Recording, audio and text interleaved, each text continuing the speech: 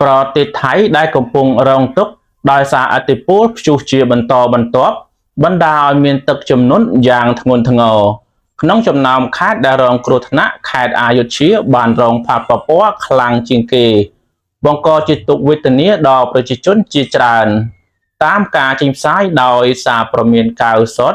នៅថ្ងៃសុក្រខេត្តប្រវត្តិសាស្ត្រមួយនេះត្រូវបានជន់លិចដោយសារតែទំនប់ចៅប្រយ៉ា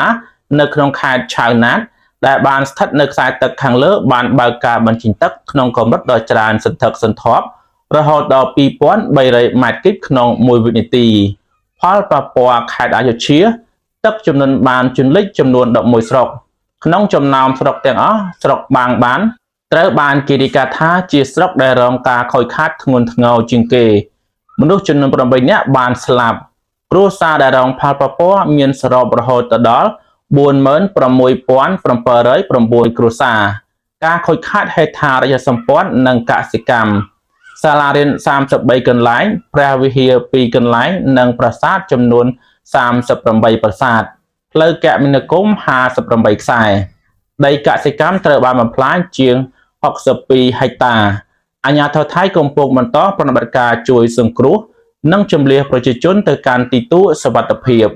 ខណៈដែលប្រជាជនជាច្រើនកំពុងត្រូវការជំនួយជាបន្តមកកាន់សារព្រមាននៅក្នុងប្រទេសថៃដដែលគឺស្ថានភាពសន្តិសុខនៅខេត្តភៀកខាងត្បូងក្រោយពីការវាយប្រហារឥតដកដៃពីសំណាក់ក្រុមផ្ដាច់ខ្លួននៅភៀកខាងត្បូង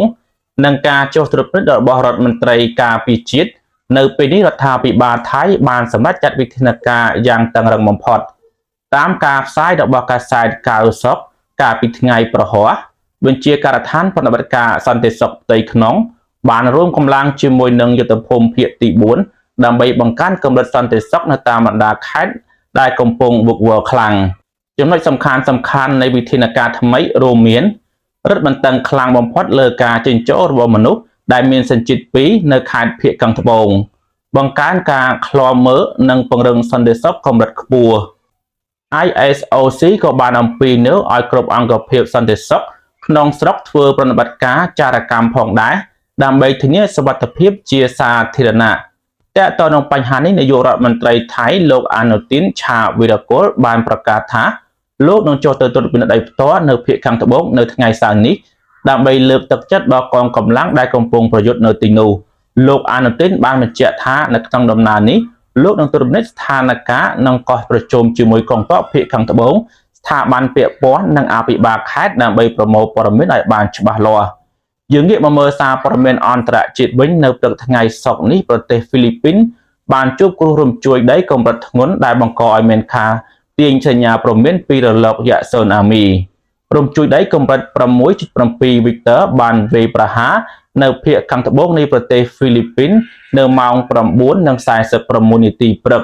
គ្រោះនេះបានឈានដល់ការព្រមានអំពីរលកយក្សស៊ូណាមីរហូតដល់3ម៉ែត្រហើយឥទ្ធិពលរបស់វាបានរាលដាលរហូតដល់ប្រទេសឥណ្ឌូនេស៊ី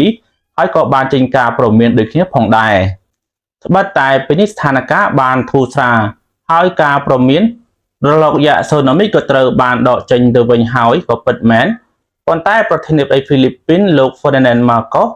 នៅតែបានចេញបញ្ជាយ៉ាងម៉ឺងម៉ាត់ចំណាត់ការរបស់ប្រធានាធិបតី Marcos រួមមានលោកបានចេញបញ្ជាឲ្យជម្លៀសប្រជាជនជាបន្ទាន់នៅតាមឆ្នេរសមុទ្រភាគកណ្ដាលនិងភាគខាងត្បូងប្រទេស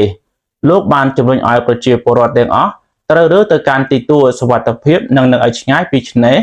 រហូតដល់អាជ្ញាធរប្រកាសថាមានសុវត្ថិភាពក្រុមស្វែងរកនិងជួយសង្គ្រោះនឹងត្រូវដាក់ពង្រាយនៅក្នុងពេលឆាប់ៗនេះ